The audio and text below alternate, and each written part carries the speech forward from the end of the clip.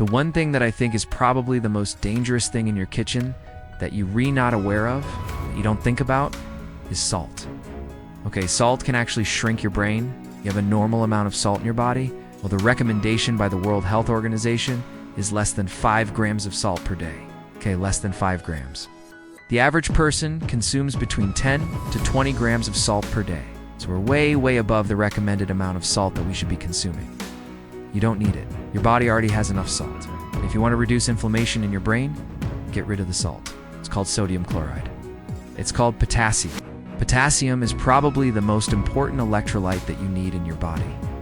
It counters the effects of sodium or salt.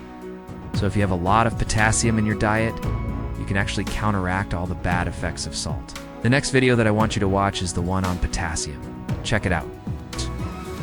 I put it up right here. And if you just ate a bag of chips, right, and it was really salty, you would drink a bunch of water, and then you would go to the bathroom, and you DP out all this excess salt. But what happens when you eat too much salt over a long period of time? You get edema in your brain, okay? Your brain actually physically shrinks. I mean, look at this, right? It's just from too much salt. Here's what's interesting about salt. Your body does not make you crave salt. Now the question is, how much salt is too much salt? And here's the other problem. It's prepackaged because they put the salt in the packaging. But what about when you're cooking your food?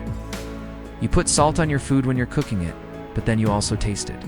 And then you add more salt because it needs to be a little bit saltier. Well, you just added more salt on top of the salt that was already in the food. When you go to the grocery store, let's say you're buying some chicken, right? And they have these little packets of salt. You put it on the chicken, you're like, oh, it's so delicious, so tasty, right? Because salt brings out the flavor of the food. But guess what? You just added a lot of salt to your food.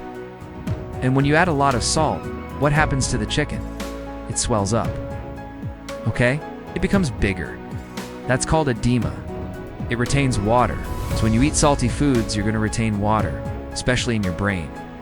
Now, if you had a choice between 2 pieces of chicken, one that was fresh and one that was prepackaged, which one do you think has more salt in it? So the next time you go to the grocery store, read the labels on everything you buy and just take it out of your diet. Now, since we're talking about salt, there's another mineral that's very, very important for your health that you should know about.